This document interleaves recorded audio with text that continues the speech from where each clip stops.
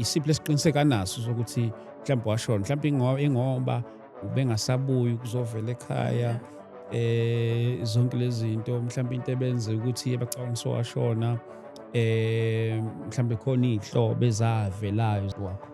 Oh, engikwaziyo nje ukuthi bobabili bahamba bayohlala nobaba babo. Ezibengishilo ukuthi ubaba dadewethu akusiye wala. Yeah. Nakhona anginayo ishothi akusiwe la wakephi exactly. So yeah. Ubhuti omdala engazi ukuthi hayi. Nakhona linganisela ukuthi ubaba wakhe wayeseGoli.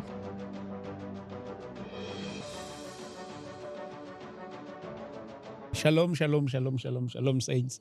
Greetings in the wonderful name of Jesus Christ. Thank you so much, Bazalwane, for tuning in. This is Durban edition. We are here in Durban. Thank you so much for your continued support. Yes, today I'm joined by udadewethu lapha omncane sinaye lapha namhlanje osivakashele lapha sakhuluma naye. We did not even take much of time ukuthi sigcine sifikile lapha eThekwini ukuba sizombona. Nizokhumbula ke ukuthi on our previous episode khona ngimention indaba yokuthi maybe you have your family. You have your family and awuyazi ukuba ikuphi. You want us to help you locate your family. Okanye you are a family and then kune member that you want to locate engayazi ukuthi kuphi. So we are here for you to help you with that. Of which I believe ukuthi you can use us as a point of contact ukwazi ukuthi nixhumane nabantu benu laba enisuke nibadinga. But again, today I'm joined by Usisi Job Sengshilo. Angithathe leli thuba. All right. Ngiyaphila njani. Right ukhululekile. Yeah, get right ngikhululekile. Yonke ihamba kahle. Athi ngikuza ukuthi right. Athi ngikuza hayi lesi isandla ngoba isona siduze. Khamba kahle. Hayi uzwa ku right. Right. Uba sisinayi. Usithabile wakamakhanya kodwa ngaziwa ngoCandy, Sithabile Candy Makhanya. Buya igama lika Candy. Second name yami nje. Candy is your second name. Yeah. Okay. Wakamakhanya. So it waziwa ngo? Candy. Candy igama waziwa ngalo. Very good team. Siyabonga ukuthi usijoyine. Ube nathi lapha namhlanje Nkosazana. Thank you so much. Ngiyabonga mina. Usithabile igama owalethwa ubani? Angizwa? Who gave you the name Usithabile? Umuntu anginikeza igama Usithabile ukhulu gogo ozalo baba. Gogo ozalo lena lika Candy lona nikezwa ba? Ubaba kwanginikeza uCandy. Candy ubaba and then umama akakunikeza ngagama. No, alikho like certificate enganikeza yena. Okay. Thank you so much. Ukwasibhalela lapha na ku WhatsApp. Waxhumana nathi safika la buka sikusukelela na kuphi eGoli sazofikela lapha buka indlela obaleke ngayo kanjani. Siyabonga kakhulu sisiwami. Thank you so much ukuthi ube nathi lapha namhlanje. Uthema usibhalela lapha waveza indaba yokuthi your upbringing nje hlala yakho yokukhula nezinto ngiyazama ukuparaphrase nje kancane kwi-message yakho kodwa ngiyafisa ukuthi mhlambe ke siqale kanje into yami nawe indlela yakho yokukhula awusipho your background uzalelwa phi ukhula phi nje awukusiphi your background. Okay, so ngokuzalelwa ngizalele khona la eThekwini. Okay. Kodwa ukukhula kwami ngikhulele ePortshepstone ezingoleni. Okay. Amakhaya ami nje akhona. Ngikhulele kaBaba ezingoleni kaBaba. Ngikhuliswa ngingasho ukuthi abazali bothu angibazi because mangizwe istory kugogo bangishiya ngisamncane. So ngakhuliswa yena ugogo angifuni futhi qamba amanga ngikhulanga kami nje ngikhule kahle.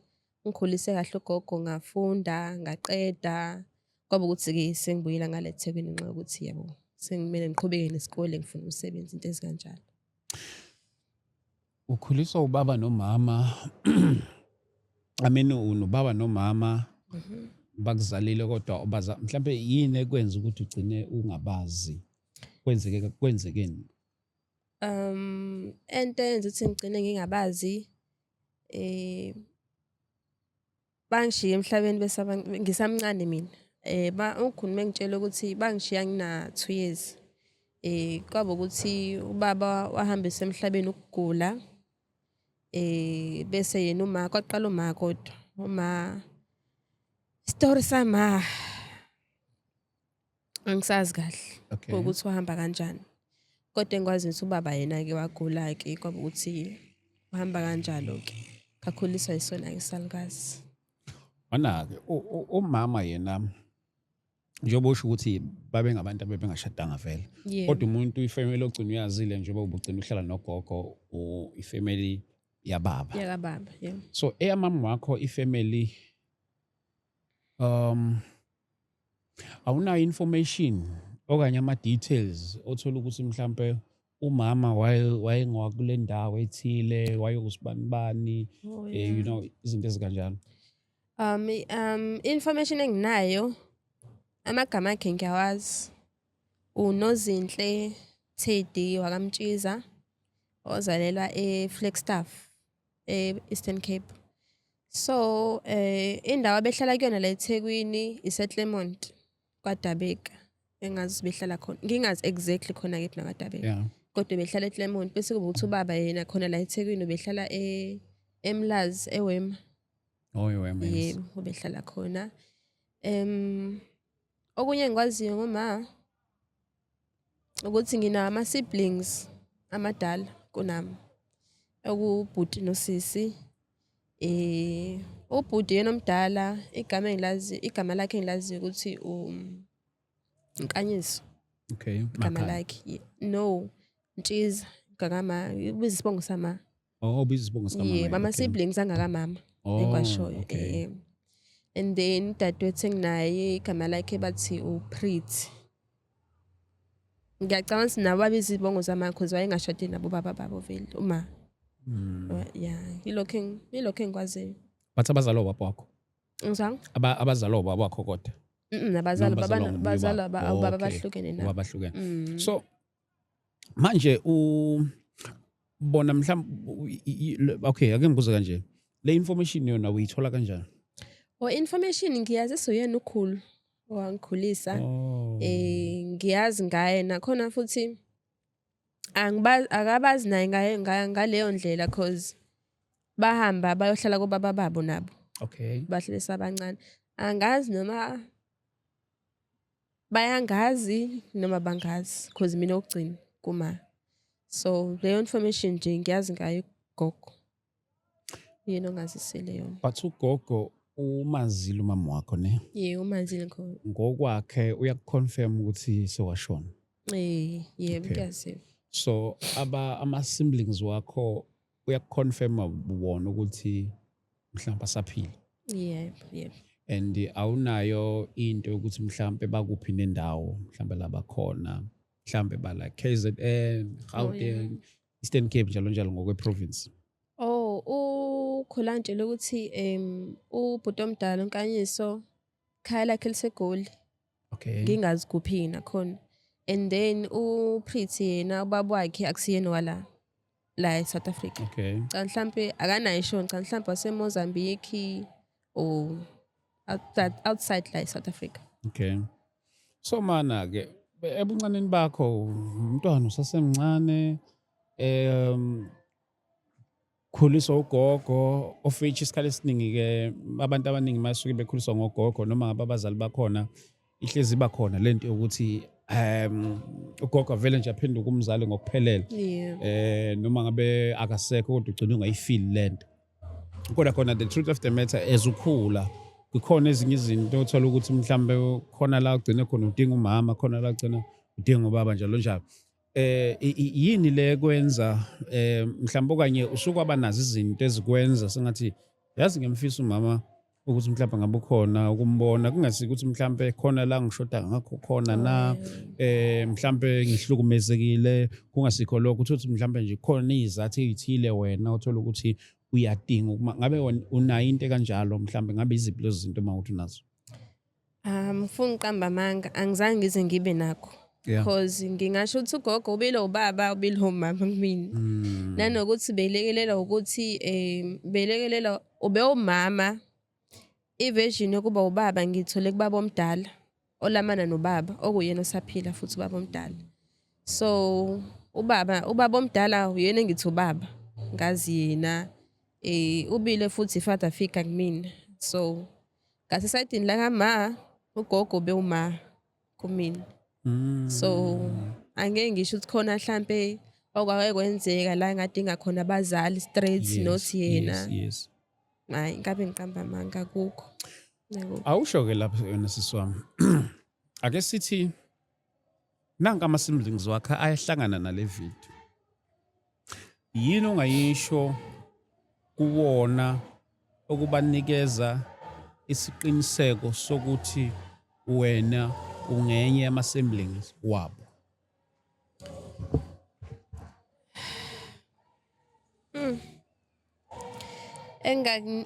ongaba i-assurance kubona ukuthi babe neshosho ukuthi ngwenye ama siblings wabo ngingathi yini Nkosi yami I do have i-death certificate yama mhlambe some sort of a document mhlambe mengathi bafuna ukuyibona ngaba yini izithombe futhi zamazi khona ekhaya izithombe zakhe eshuthe nobaba futhi baba mhlambe ngenzeka mhlambe ayamazi ngiyacabanga mhlambe ngabe kona lokho yeah mhlawumbe wena indlela yakho yokukhula nje ubusakhula nje hey awuzwakala umsindo wama comrade lapha ezwakala kakhulu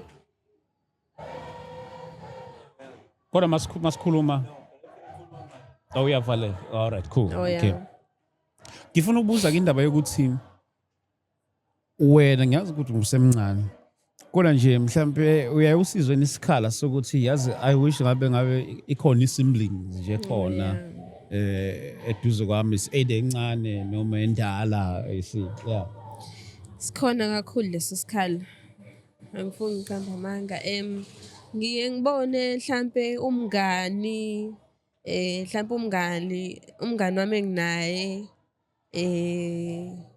having that little fight nobhuti wakhe omncane noma nobhuti wakhe omdala noma mhlambe experiencing lo lathando lokuba nobhuti noma nosisi omdala noma nosisi omncane manje on my side akekho mhlambe njengoba ngazi ukuthi nginobhuti omdala nosisi omdala kumina akukho lokho ukuthi mhlambe because khona izinto engeke ngikwazi phela ukuthi vele ngiqonde kukhulu uhambe ngikhuluma naye kumele kube ukuthi mhlambe ngikhuluma nomuntu engazi ukuthi hayi mncane futhi kule age mhlambe anga understand khona yebo so siyaba khona leso space sokuthi anginayo umuntu engakhuluma naye ngqo because akukhona futhi nezinto ongeke ukhulume futhi nabangani yebo so ispace sokuba sokungabi nayo isibling sikhona engafisi ukuthi mhlambe mangakuthi nibayibona yona le video le kuba ukuthi bayithola indlela ukuthi baxhumane nami yeah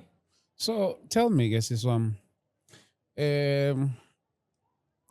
ugogo njengoba uhlala naye nje ukuthi ukhula ngithi gogo njengoba uhlala naye uyakutshela yonke lemlando ukuthi ubaba wakho weso uyakubonisa njalo ama brothers kababa wakho asesekhona wona and urelate kanjani nawo okay baba omncane naye sewashona okay abantu abasele manje uanti nobaba omdala ke lo engizeke nakhona la eThekwini okay yeah ibona abasele manje okay auntie no baba omdala yeah so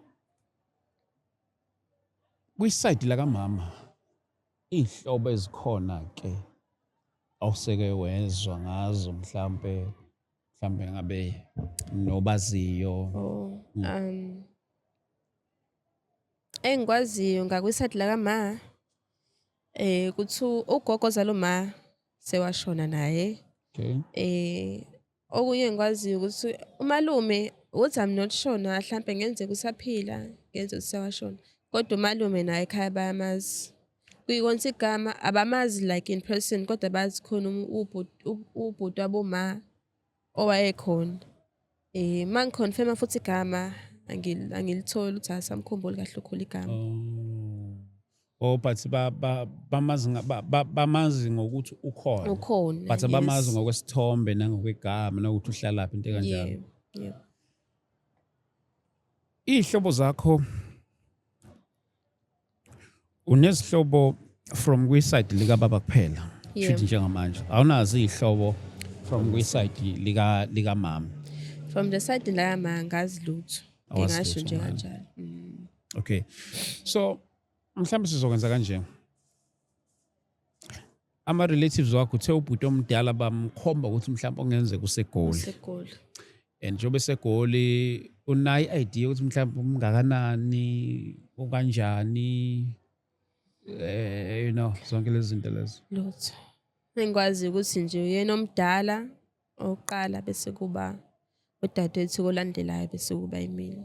Then udadewenu yena awunayo i-idea ukuthi mhlawumbe nayo ukuphi futhi umngakanani? Hayi age to be specific noma ukulinganisela angikwazi. But yena awunayo idea ukuthi ukuphi ke yena njengoba wazi ubhuti wakho. Engikwazi nje ukuthi bobabili bahamba bayohlala nobaba babo. Ezibengishilo ukuthi ubaba dadewethu akusiye wala. Nakhona nginayo short akusiwe la wakephi exactly. So yeah. Ubhuti omdala engazi ukuthi hayi nakhona linganisela ukuthi ubabakhe wayesegoli. Bamuvela khona eGoli wahlala kubo khona eGoli. Awenze kanje. Awuthathe ngokuthi ukhula nje njoba ngingasho eqaleni ukhula awuna sibling usondelene nayo. Akuthathe ukuthi nje nangubhuti wakho uye lo hleli naye la njengamanje. Yini lo ngafisa ukuyisho kuye nikakhulukazi ubhuti wakho njengoba ubhuti omdala. Mhlawumbe uthathe nje ukuthi nje nangihleli naye. What is it that you would like to say to him, more especially ungakazi wazi wambona uxoxelwa ngaye? Awumazi futhi ukuthi ungakanani kodwa into yazi ukuthi nje ubhuti omdala. Mhlawumbe unayo nene-idea ukuthi ubukeka kanjani, zonke lezi zinto lezo. Here he comes. Kuhleli nawe la so. Yini lo ngafisa ukuyisho kuyena? Wazonzima umbuzo. Kodwa ngingabonga nje ukuthi finally nangu sengimtholile ukhona singaqala ukuthi sakhe relationship yabo abe khona. Ngingakujabulela nje kona ukuthi angazi specific ukuthi ngingathini because angazi ngik-imagine ngaleyo ndlela yabo. Ngingasho kanjalo. Okubalekile okungenze ngabhalela la ukuthola ukuthi mase kuthiwa mhlambe kuyenzeka kube khona mhlambe oqhamukayo. Ngingaba ukuthi ngingathanda ukuthi ngithole ukuthi wafihla kephi because angikwazi. Nanokuthi ukuthi khona futhi obonayo kuba ukuthi ngithole ukuthi kubo la ezalela khona ikephi. Mhlambe ukuthi ikhaya elisakhona ngikwazi ukuthi ngifike nginyathele nje emagcekeni akamalume. Yebo ngikwazi ukuthi ngifike khona noma inini mangifuna ukuya khona ngiyafika. Nakho ukuxhumana futhi nawo ama siblings mesakhona. Kwazi ukuthi ngixhumane nawo. What if akashonanga nje indlela nje ngizilukuzanela ngayo ngizicabangela ngayo uma kuthi washona bayokhula emncwabeni wakhe as much as bona babengashadanga phela mhlawumbe yayingekho into yayingabayise emncwabeni kodwa nje sengisho ukuthi mhlawumbe yena isiphi lesiqiniseka naso sokuthi mhlawumbe washona mhlawumbe ingoba ubengasabuyi ukuzovela ekhaya zonke lezi zinto mhlawumbe into ebenze ukuthi abacabanga washona mhlawumbe khona izihlobo ezavelayo zasho ukuthi lo bekade ethandana nobhuti wala ekhaya akasekho emhlabeni. Ngizama ukukhanda nje leso sithombe seleso ukuthi yini le yenza ukhulu ethi mhlawumbe sewashona.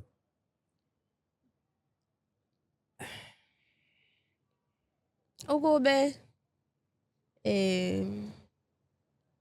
baya emngcwabeni ngabe mhlawumbe asikho ngaleyo ndlela isidingo sokuthi ngize nginibhalele, but ngoba abayanga kodwa kungididayo ukuthi khona i-death certificate yakhe uma Okay. okuyiyona assurance yokuthi usewashona, ngisho ukuthi iyona, kodwa futhi Mhlawumbe you might not have knowledge ukuphela since phela uyingane yabo, so nami nje ngiyazicabangela nje but i-death certificate yafika kanjani when since babengashadile futhi kwaba kanjani ukuthi sigcine kufika i-death certificate futhi ekhaya futhi babengayanga emngcwabeni yabo, zonke lezi zinto lezi nje angazi awangempela, angazi ukuthi ngathi yafika kanjani ekhaya. Mhlawumbe ukuthi ngibuye ngathandisisi ukukhulu ukuthi ngimbuze information eningi okugcina naye yabo bese ne-stress, kodwa mhlawumbe ngiyacabanga since ngikhuliswa yena yonke into yami bese kuyakhe bese ukuthi u-responsible for yonke into yami. Angazi ukuthi ngaba yini mhlawumbe engarelate to lokho ngendlela ukuthi aze athole i-death certificate, angazi wangempela ukuthi ngabe safika kanjani ekhaya, because mengitshela akekho umuntu owaya khona eshonile emngcwabeni. Angazi ukuthi yaphelele kanjani ekhaya. I see. Yeah. So what do you do now? Okwamanje ngisatohoza. Okay.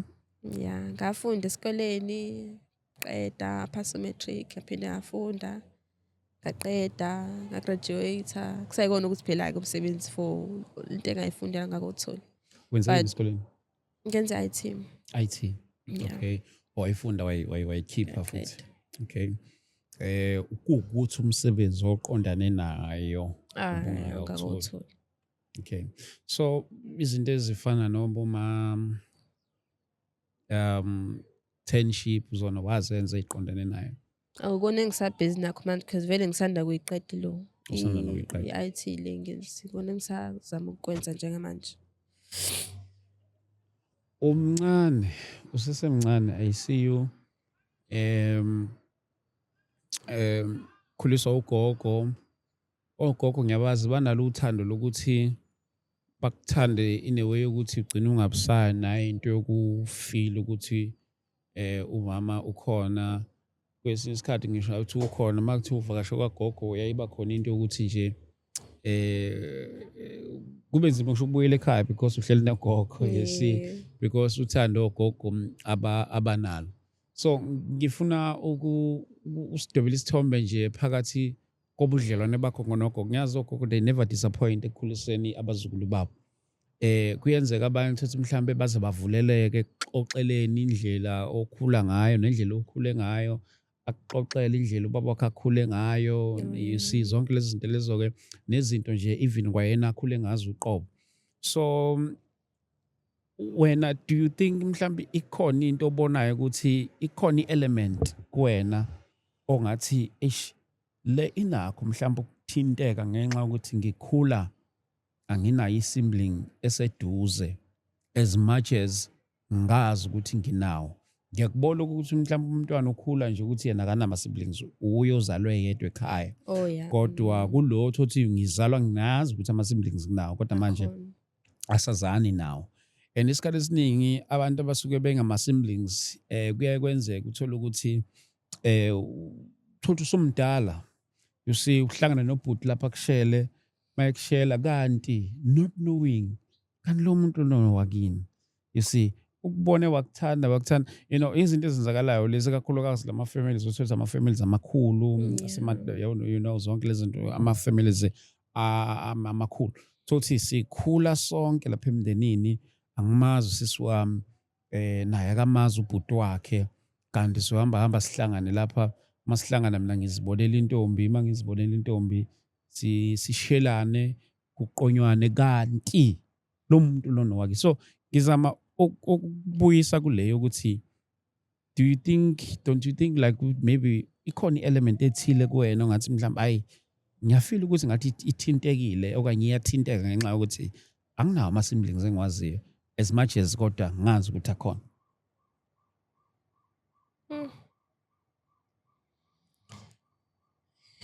Ngizophendula kanjani ukuthi angeze indlela ubeka Yeah.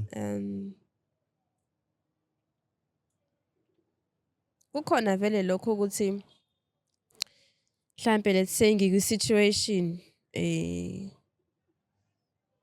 engizima ukuthi ngikhulume ngayo kugogo. Oh yeah. Mhlambe ngibe nakho ukuyibuza ukuthi hawu mhlambe kubhuti wami khona ngabe mhlambe yabo uyangilekelela noma ukuba udadewethu khona ngabe mhlambe ngikhuluma naye. I see. So ngiyakuzwa ngendlela osho ngayo ukuthi akufani ukuthi ngazi vele ngizalwe ngedwa. Yes. Ngazi kahle ukuthi bakhona, maybe they are still alive, bakhona nje. Kukhona kona lokho, kukhona. Yeah, Ngingasho uthola ukuthi kanjalo. uyathanda ukuba nobhuti. Mhlawumbe ngesikuthi mhlawumbe nikhuluma every day kodwa uyazi ukuthi nginayo ubhuti Yeah. owami othile okuphi nginayo sisi wami othile it's either omdala or omncane ngiyazi ukuthi whenever nje ngifuna ukwenza i-call kulula ukwenza i-call naye you see even kwanaye kungesikuthi nje ngizikhulumela mina uqobo kodwa even kwanaye uyazi ukuthi ukhona umuntu onjengosisi wakhe okanye onjengobhuti wakhe omdala or omncane ohlala endaweni ethile you see. Yeah. So uthi njengamanje usenza internship right? Njengoba usenza internship and izinto ezifana nemisebenzi into mhlawumbe engqondweni yakho ukuthi ufisa ukuyenzela khona lapha eThekwini noma into nje ufisa ukuthi ungayenza noma ikuphi.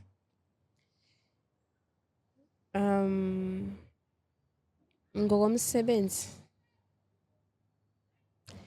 nawe kuthamele ngibuyele ngasemakhaya into mangizothola into engahambiselana lokho engikwenzile ngathi ngibuyele emakhaya akunenkinga noma kungabe noma ikuphi because vele amakhaya mangathi nawo manje ila eThekwini engikhona kababa omdala nasemakhaya ePortshepstone Ezingolweni. ezinkolweni Khona umsebenzi ongahambelana ne-IT ezingolweni?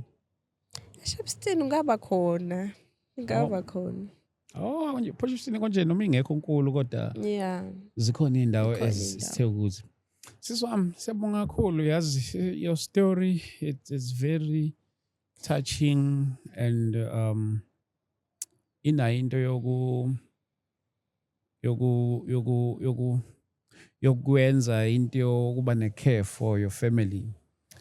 This is family affairs bazalwane bami you know you need your relative njengoba ngeke ngasho wasekuqaleni la maybe you are a family, you have group of family kukhona ilunga lomndeni leni elingalazi ukuthi likuphi.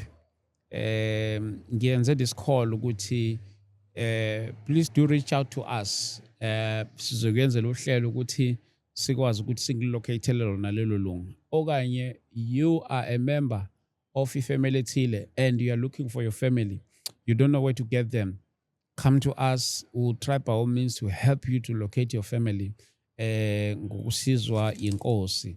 So now sihlanganisa kimndeni ngalolu hlobo nizokhumbula the episode that we had in the past with umfowethu of which namanje sisazama ukumtholela ifamily yakhe and we are believing God ukuthi uzokwazi ukuthi ayithole. Abaningi ngicabanga ukuthi bayibona i-episode yakhe la sasikade sikhuluma naye khona. So we are also extending this invitation to you all ukuthi feel free to come to us sizokwazi ukuthi sikusize la okungakhona ukuthi sikusiza khona la izandla zethu ezifika khona. Your family needs you. Your family needs you, and you also need your family. You need your family. Yes, akekho umuntu nje okhula i-Ireland. Wonke umuntu une family. Wonke umuntu akekho umuntu wazivelela nje yet wonke umuntu une family. Kungaba ukuthi anazani kodwa you have a family. Siswami nangu ubhuti wakho uyakubuka lapha ekhaya uhlanganile nale episode mhlawumbe mangathi yo usisi wami lona ngampela nami ngidala ngimdinga nami ngezwe ngaye kokuthi kube ngingazi ukuthi ngingamthola kanjani nami ngezwe ngaye mhlawumbe athi ngiyafisa ke ukuxhumana naye ngingamthola kanjani nje usisi wami ngoba uye lo nami ngake ngeze ukuthi nginosisi omncane oseThekwini obuya ezingolweni ePortshepstone. Mehlangana nale video Nkosi indlela abangangithola ngayo sengayishare i-contact information yami yonke. Why not? Okay, inamba abangangithola kuyona iyafoneleka iya-WhatsApp u-063 821 5046. Naku Facebook ngiyatholakala uCandy Makhanya, faka iprofile yami. Even on TikTok uCandice_Candy ngiyatholakala nakhona. Bangangithola kuzo lezo indawo lezo. Madoda. Siyabonga kakhulu ntombi yami. Thank you so much ukuthi ufike lapha uzoba nathi lapha namhlanje and we believe in God ukuthi sizomthola ubhuti wakho ikakhulukazi njengoba ngapha koGoli ngiyakholwa ukuthi kungenzeka axhumane nale video okungenzeka futhi uthi yena akayibonanga kodwa kukhona abantu abayibonile bathi ngeke lo sisi kunolubhuti afana naye and lo bhuti afana naye ngeke engathi usisi wakhe bagcina mhlawumbe bemkhombisile so siyabonga kakhulu sisi wami thank you so much ngibonga mina kakhulu siyabonga kakhulu sisi wami basona bami siyabonga kakhulu bafowethu udadewethu ke besihleli naye la uCandy leli gama ngiyalithanda leli gama nami ngiyolinikeza engane yami lapha ekhaya yes so sibonga kakhulu bafowethu asibonane lapha eSoweto ngomhla ka 31 October siyobe silapha eDlamini Multi-Purpose Hall la siyobe sikhona ngomhla ka 31 siyaqala ekseni let me not say ngo10 ake ngithi nje siyaqala ekseni ngo9 do come join us ngalola suku under the theme that says the latter glory kazimulo yokugcina please do join us ngalola suku we have a number of guests that will be there with us the word of God shall be preached without compromise please do join us siyamkhulu uNkulunkulu kakhulu ngalola suku so I'm expecting all of you ke bazalwane bami ukuba nizoba nathi ngalola suku egameni lika Jesu if you want to be in contact with us ke for any of our segments njengoba ngiyangasho lapho kwi-video 0788 417 844 0788 417 844 konke ama-social platforms uvela nje ucheck-e uthi ST Dlamini yela uzobe usibona khona and then you can inbox us sendele message mhlambe khona into idinga kuthina and then we'll try ngokusemandleni ukuthi sibuyele kuwena uma ukuthi asibuyelanga kuwena but our admins will always make sure that they get back to you as soon as possible uNkulunkulu anibusise anicile lapha emakhaya ntombi yami sibonga kakhulu kubonga mina thank you so much sibonga kakhulu bazalwane amen